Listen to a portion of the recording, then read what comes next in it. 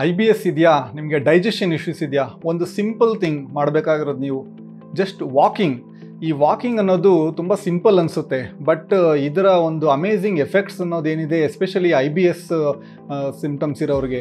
ಯಾಕಂದರೆ ನಿಮ್ಮ ಡೈಜೆಷನ್ನು ಬೂಸ್ಟ್ ಮಾಡುತ್ತೆ, ಕರಳಲ್ಲಿ ಇರೋ ಮಸಲ್ಸ್ನ ರಿಲ್ಯಾಕ್ಸ್ ಮಾಡುತ್ತೆ. ಸೊ ಸ್ಮೂತ್ ಮೂಮೆಂಟ್ ಆಫ್ ನಮ್ಮ ಫುಡ್ಡು ವೇಸ್ಟ್ ಎಲ್ಲ ಹೋಗಲಿಕ್ಕೆ. ಸೊ ಇದರಿಂದ ನಿಮಗೆ ಹೊಟ್ಟೆ ಉಬ್ಬರ, ಗ್ಯಾಸು, ಮಲಬದ್ಧತೆ ಇದೆಲ್ಲ ಕಡಿಮೆ ಆಗುತ್ತೆ.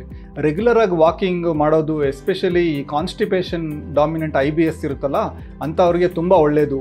ಎರಡನೇದಾಗಿ ನಮ್ಮ ಕರಳಲ್ಲಿರೋ ಈ ಗುಡ್ ಬ್ಯಾಕ್ಟೀರಿಯಾ ಅನ್ನೋದೇನಿರುತ್ತೆ ಅದನ್ನು ಇದು ಇಂಪ್ರೂವ್ ಮಾಡುತ್ತೆ. ಈಗ ಎಲ್ಲ ಥರದ್ದು ಒಳ್ಳೆ ಬ್ಯಾಕ್ಟೀರಿಯಾ ನಮ್ಮ ಕರಳಲ್ಲಿದ್ದಾಗ ನಮ್ಮ ರೋಗ ನಿರೋಧಕ ಶಕ್ತಿನೂ ಚೆನ್ನಾಗಿರುತ್ತೆ, ಡೈಜೆಷನ್ನು ಚೆನ್ನಾಗಿ ಆಗ್ತಾ ಇರುತ್ತೆ. ಆ್ಯಂಡ್ ಲಾಸ್ಟ್ಲಿ ಏನಂದರೆ ಈ ಸ್ಟ್ರೆಸ್ಸು, ನಮಗೆ ಈ ಒಂದು ಒತ್ತಡ ಅನ್ನೋದನ್ನು ರೆಡ್ಯೂಸ್ ಮಾಡುತ್ತೆ. ಈ IBS ಅಲ್ಲಿ ಮೇಯ್ನ್ಲಿ ನಮ್ಮ ಬ್ರೈನ್ ಗಟ್ ಆಕ್ಸಿಸ್ಸು ಇಶ್ಯೂ. ಸೊ ನೀವು ಸ್ಟ್ರೆಸ್ ಲೆವೆಲ್ಸ್ ಕಡಿಮೆ ಆದಾಗ ನಿಮ್ಮ ಡೈಜೆಷನ್ನು ಇಂಪ್ರೂವ್ ಆಗುತ್ತೆ. ಸೊ ಎಲ್ಲ ಥರದ ಒಂದು ಅದ್ಭುತ ಒಂದು ಬೆನಿಫಿಟ್ ಇರುತ್ತೆ ರೆಗ್ಯುಲರ್ ವಾಕಿಂಗಿಂದ.